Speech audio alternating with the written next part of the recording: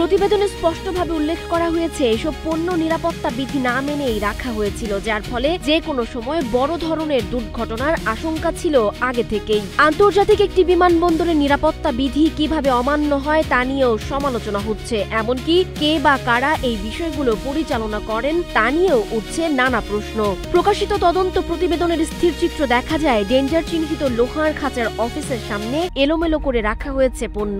এই পণ্যগুলোর কারণে অগ্নি নির্বাপক গাড়ি সময় মতো পৌঁছাতে পারেনি বলেও উল্লেখ আছে প্রতিবেদনে।